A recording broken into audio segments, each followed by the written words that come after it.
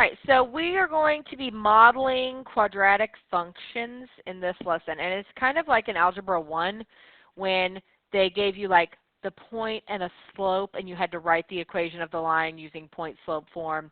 Or they gave you like the slope and the y-intercept and you had to write the equation in slope-intercept form. Or they gave you 2 points on there and then you had to, find the slope and then write the equation. Only this time, you're just going to do it for quadratic equations instead.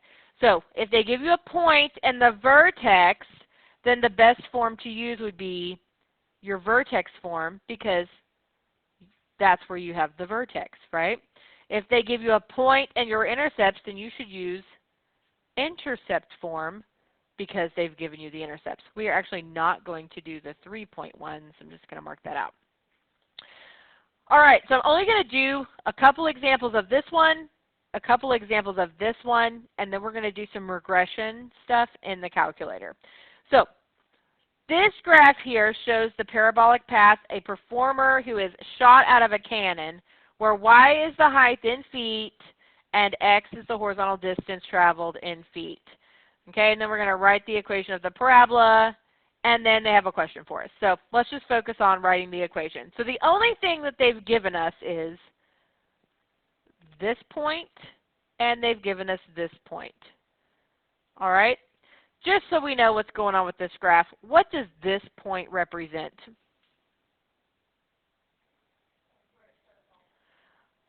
Okay, but what exactly does it mean?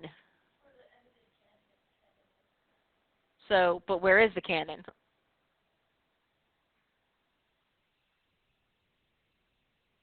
It is not on the ground. Where is the cannon? 15 feet above the ground, right? Maybe on a platform, okay? And then, okay, they shoot the person out of the cannon. Not shoot the person, but out of the cannon. All the way over here, and then he lands up here on a net, right? We're trying to figure how high up this net is in the end, right? So if I wanted to figure out, say, how high he was up after, 30 feet away from the cannon, then that would be whatever this point is, right? Or 60 feet away from the cannon, or 70 feet away from the cannon.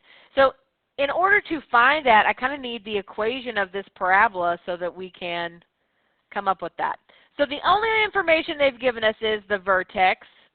The vertex is 50, 35. And then they gave us a point, another point on our parabola at 0, 15. So if you think about these equations, the only parts that get filled in whenever I write the equation is A, H, and K. Or if I'm using intercepts, that would be A, P, and Q. So the only thing that we don't fill in for is y and x, right? And that's because we want to be able to plug in a y and x and get a y in return, okay? The vertex always represents the letters H and K. So if they've given you the vertex, then you should use vertex form.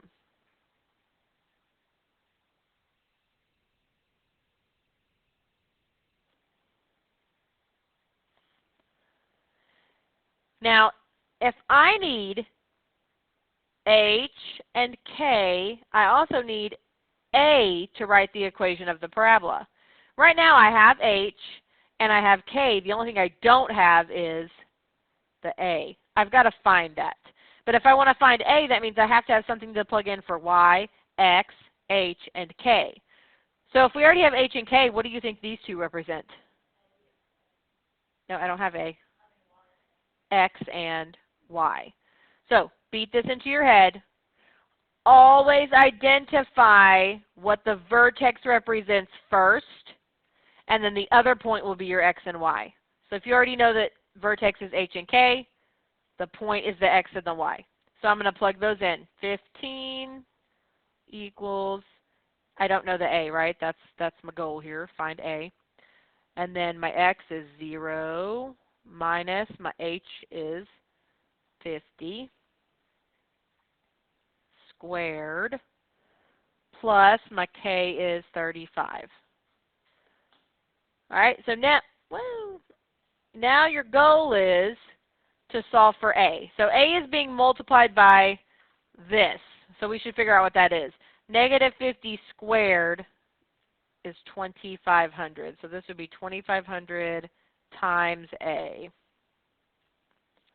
And then I still have the plus 35. So I'm just going to solve for a. First thing I do, subtract 35.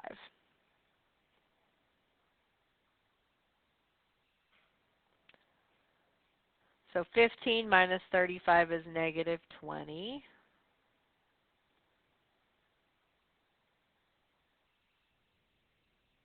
And then I'm going to divide by the 2,500.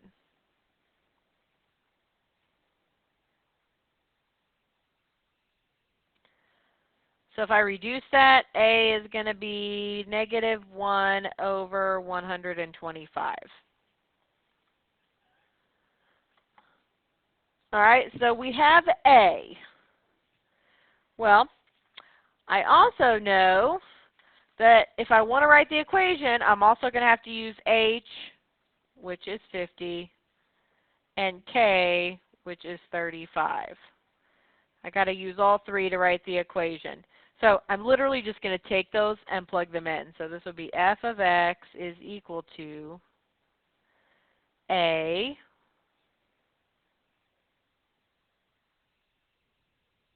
times x minus my h value plus my k.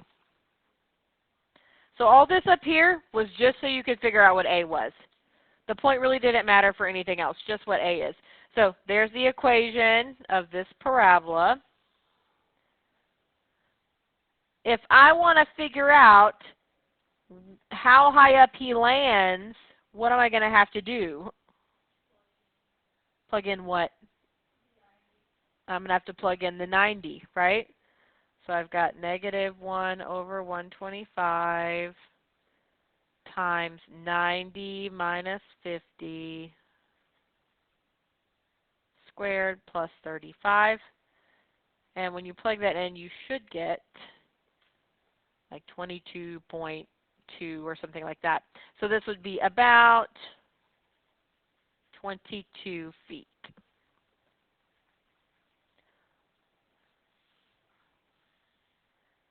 So he actually lands higher up than he starts off.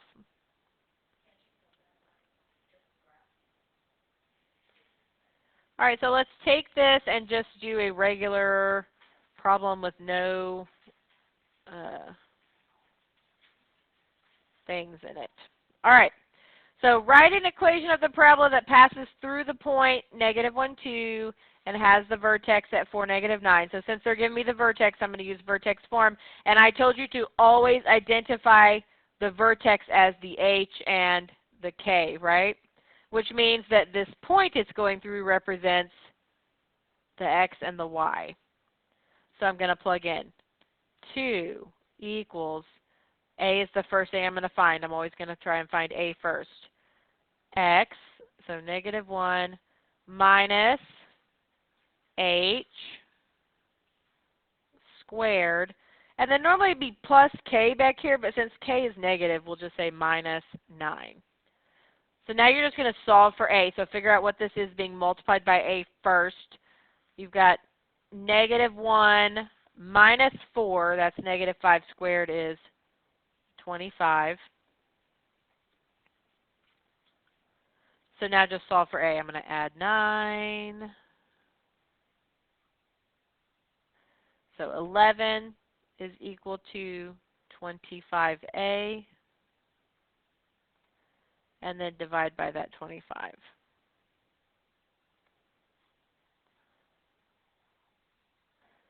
And that will not reduce, so a is just 11 over 25. And then what other two pieces of information do you use to write that equation? H, and what else? And k. All right, so I've got f of x is equal to my a, which is 11/25, times x minus my h value squared, and then plus k, but it's negative, so minus 9.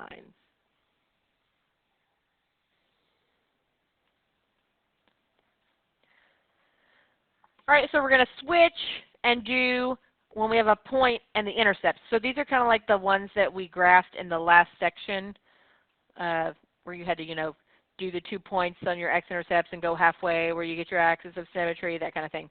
So a meteorologist creates a parabola to predict the temperature tomorrow, where x is the number of hours after midnight.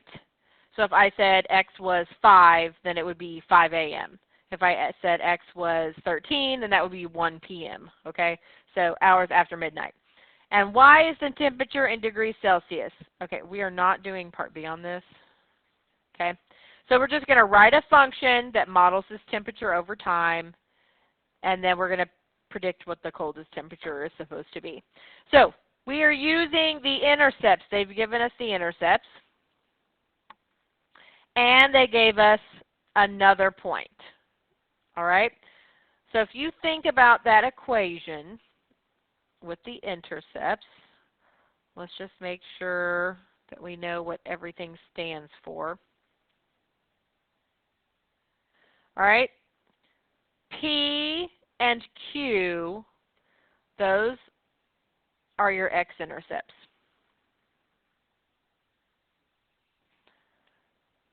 All right? So P and Q represent the x-intercepts. The x and the y, that represents the point. All right, the extra point they gave you. So that would be this point, right? So the point that they gave us that was not an intercept was 0, 9.6. And then P and Q, it doesn't matter which one of these intercepts is P and which one is Q. So I'm just going to say P is 4 and the Q is 24. All right, and I always told you the first thing that you're going to have to find is A. If I want to write an equation with intercepts, I need A, P, and Q. I already have P and Q. I don't have A. So I'm going to plug into this. The y value would be the 9.6 equals A times, and then you're going to plug in x. The x value would be 0 minus your P times, plug in that x again, 0 minus your Q. And now it's just simply solving for A. So A is being multiplied by this and this. So this would be negative 4 times negative 24, which is going to give you 96. So that'd be 96 times A. And then divide by the 96.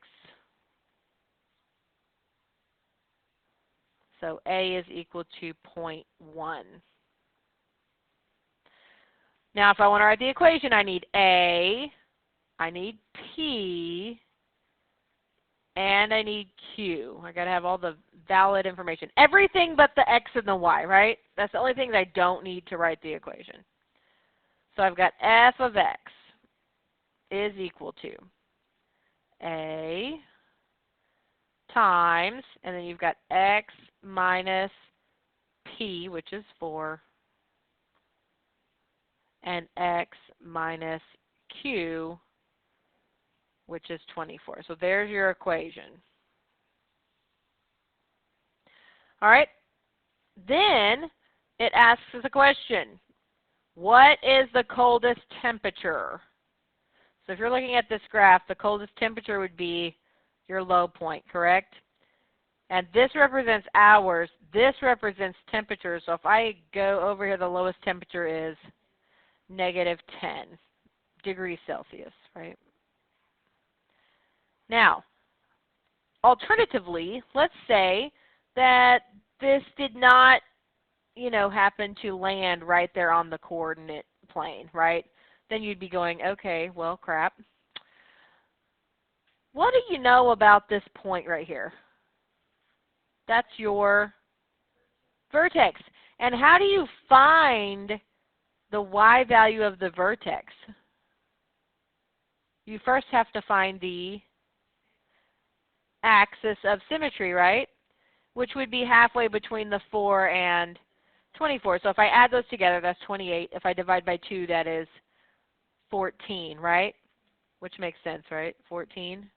So if this is 14, I would plug 14 in, and it should give me -10, right? So if it doesn't fall right on the line in your, on your coordinate plane, then you can always go halfway, find the x, and then plug that number in, and that will give you that low point. So now let's do one that doesn't really have an application. It's just practice. All right. So they've given me a point that I'm going through, and then they told me the x-intercepts are -2 and 4.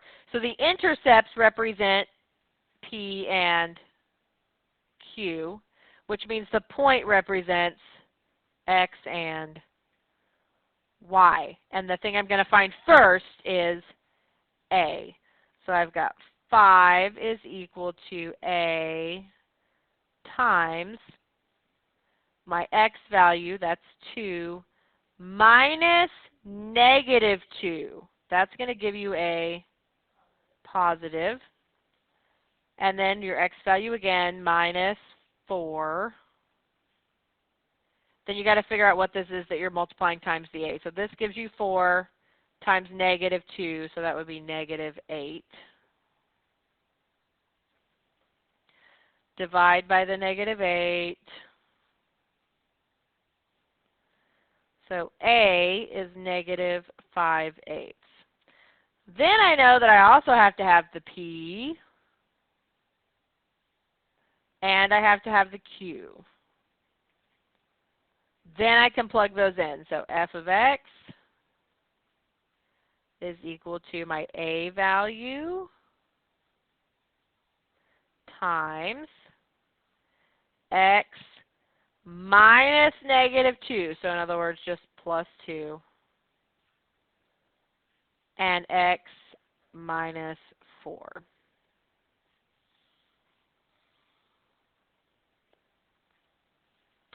Now, let's talk about patterns. When you were in Algebra 1, we talked about patterns a little bit, and I did that on purpose, okay? And you may not remember that, but that's okay. So always look to make sure your x's are going up in a consistent manner or down. So I'm going up 1, up 1, up 1, 1, 1, 1, right? But this is the part that really matters, okay, those y values. You're going to compare those, all right? So if I wanted to get from 9 to 4, I would have to subtract 5. And if I wanted to get from 4 to 1, I would have to subtract 3. And then 1 to 0, I would have to subtract 1. 0 to 1, I would have to add 1. 1 to 4, add 3. And 4 to 9, add 5. These are called the first differences. If my first differences are the same, then that means that the data in the table is going to form a line. It will be linear. Okay, obviously this is not linear because these are not the same, right? So then I would check my second differences. From -5 to -3, I would add 2. -3 to -1, add 2. -1 to +1, add 2. And so on and so forth, right? These are my second differences. Okay, it's the second time that I went through here and looked at the differences. If the second differences are the same, that means that this is quadratic, meaning it's a U-shape, right? So this data best fits with a quadratic. The reason that's important is because if I'm given a table of values, I may not always know this is going to be quadratic. Oh, this will be linear. But if I check my differences, then I'll know. You can also go again if these aren't the same, and then check your third differences, okay? So on number 5, we've got a problem about NASA. So NASA, they can create a weightless environment by flying a plane in parabolic paths. So in other words, they fly the plane up and then they fly the plane down, right? Up and they fly the plane down, all right? And that creates a weightless environment for, like, you know, training purposes and stuff. All right, the table here shows the heights in feet of a plane t seconds after they start their flying path.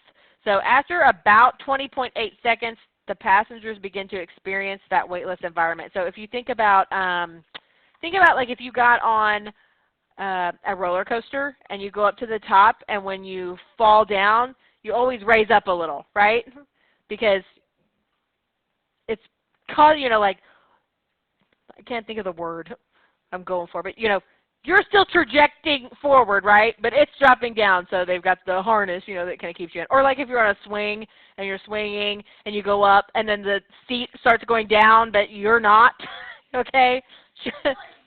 Your trajectory is not changing, right? So that's why it creates this weightless environment. So we're going to write and evaluate a function to approximate the height at which that weightless environment occurs, okay?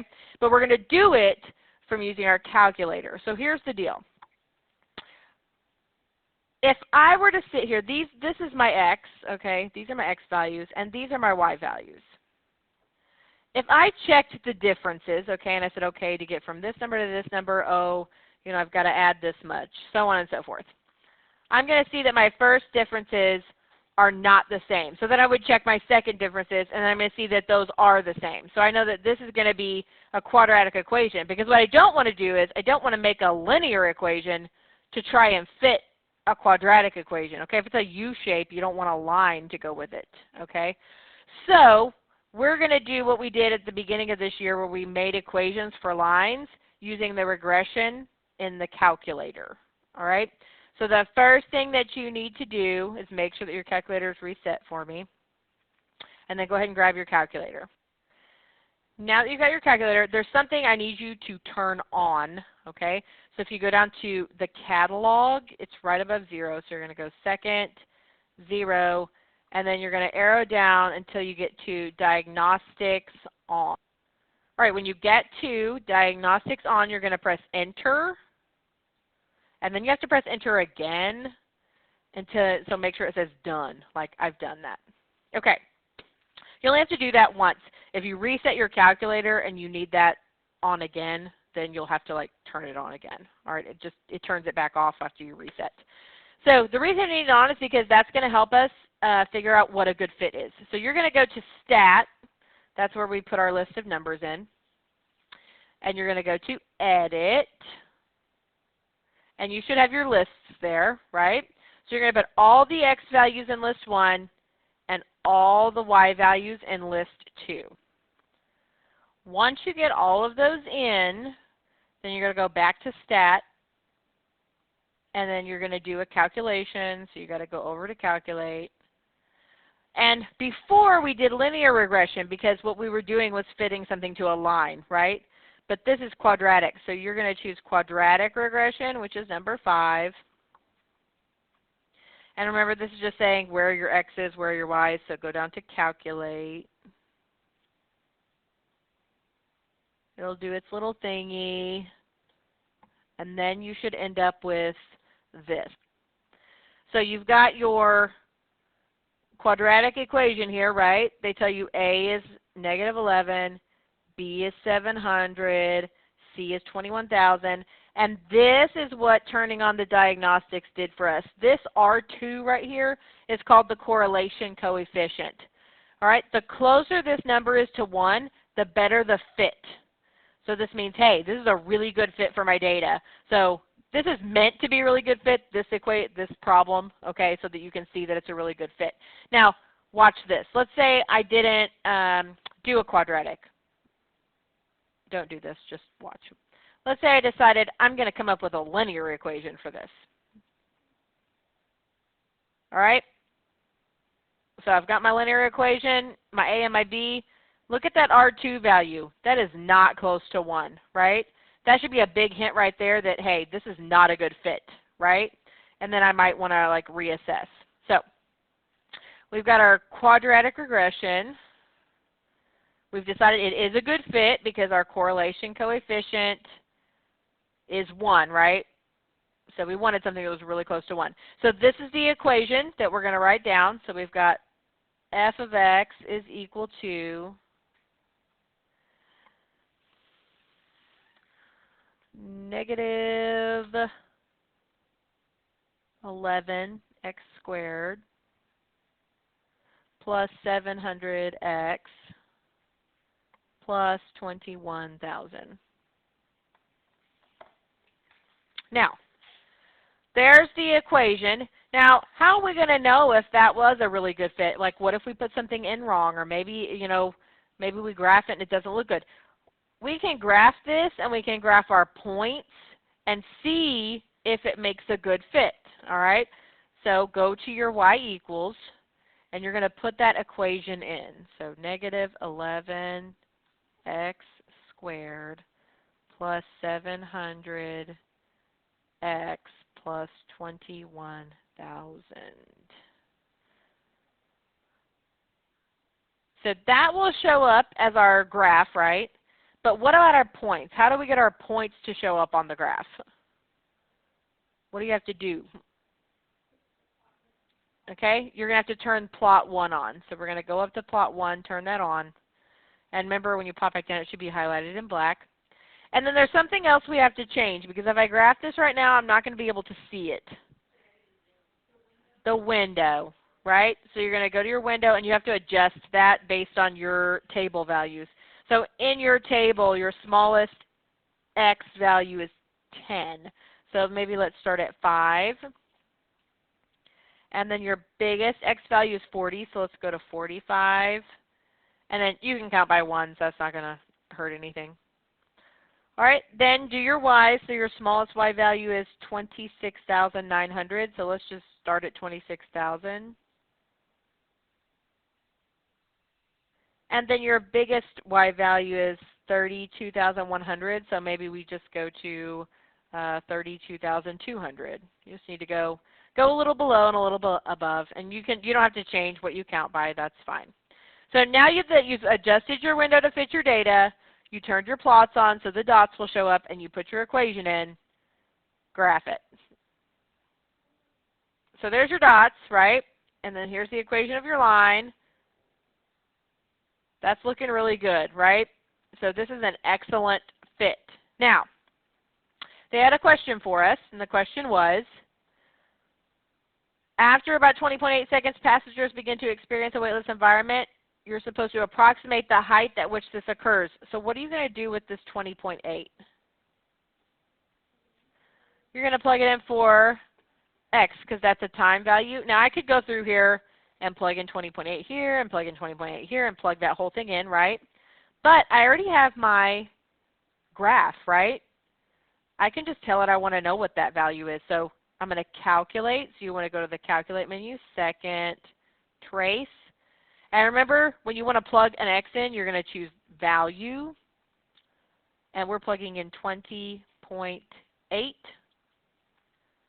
And notice that it tells us when x is 20.8, this is where they are, right? Which is 30,800, and we'll round to 1. So 30,801 feet. And if you actually look over here, 20.8 would be like right here, correct? And that's that's in between here, correct? These two numbers, and it's really close to 30,600. So I think that that's an excellent choice. You know, you would kind of almost think that if you were looking at that the weightless wouldn't happen until you got over here, you know. But I guess it starts to happen once you start to almost flatten out. Then they start feeling the weightless environment, which is kind of cool. All right, so this table is showing your fuel efficiencies at different speeds that you're driving, all right? So we're going to write a function that models the data, and then we're going to use that model to approximate our optimal driving speed. So this is your X, this is your Y, miles per hour, miles per gallon, okay? So we're going to put all of these X values in our calculator in the X column, right? And all of these in your list 2. And then we're going to come up with an equation. Now, I'm just telling you this is quadratic. You know, if you were doing this on your own for some reason, you would need to check to make sure. Because we do have lessons later on where it might be linear or it might be quadratic, and you have to decide. Okay? But we also have a correlation coefficient for that too, correct? So grab your calculator and plug that in the video. So go to Stat. You're going to click Edit. And then you can type over these, or if you want to clear the list, you need to pop up to the list name and press Clear. And then when you pop back down, the list goes away. Just don't press Delete. It will delete the entire list. All right, once you get your data in, you're going to go to Stat again, but you're going to go to the Calculate menu. And we're doing a quadratic regression. So number 5. Yes, yes, all the way down to Calculate. And always check your correlation coefficient. Is that correlation coefficient really close to 1? Yes, so this would be a good fit, all right?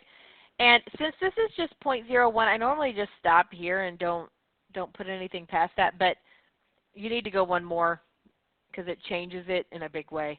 So this would be negative 0.014 x squared plus 1.4, or we'll do 1.37 x minus the 7.14. So f of x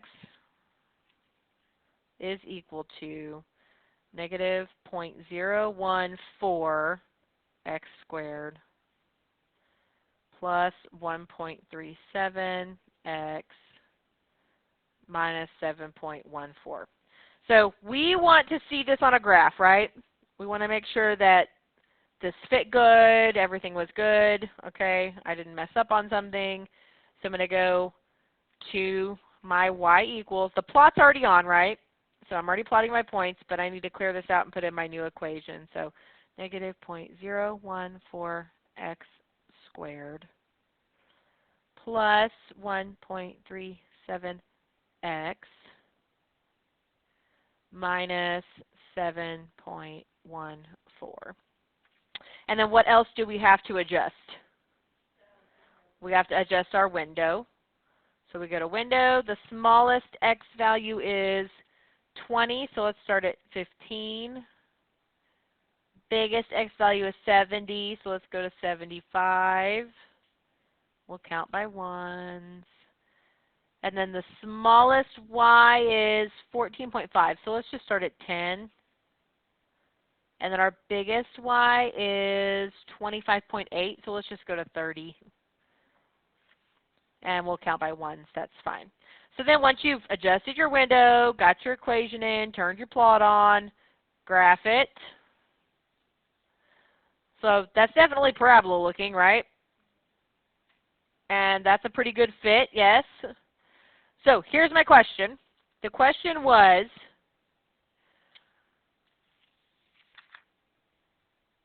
use the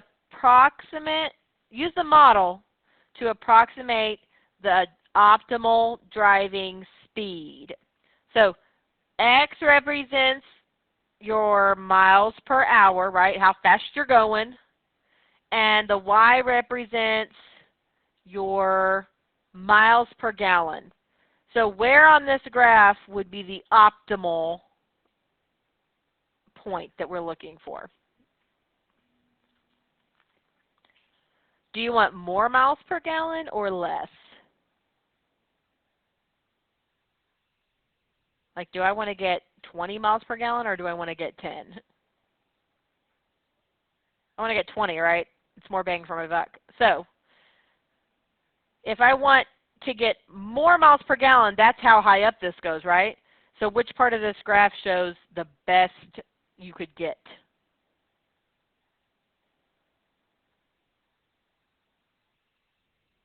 The top, right? This represents the most miles per gallon I can get. And this would represent where, correct? How fast should I be driving to get that many miles per gallon. Well, what is this spot on the graph called? That is my vertex, but get a little more specific. This is the maximum. Yes? Well, I could find the maximum by finding my vertex by hand, but I'm already on the calculator. I just want it to do it. So I'm going to go to the Calculate menu, second trace, and I want it to calculate the maximum, right? So I'm going to go to 4. Now this says, are you on the left side of the maximum? Well, kind of, but I'm going to arrow over just a little bit more so that I'm definitely on the left side. Press Enter. And then it says, are you on the right side? No. So I'm going to arrow over till I get past the hump, right? Boom. Okay, press Enter.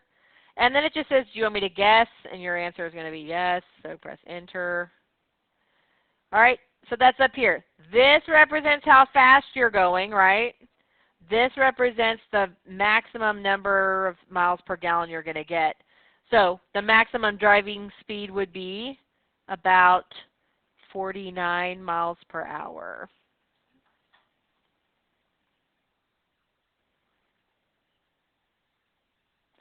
Which is a little too slow for me.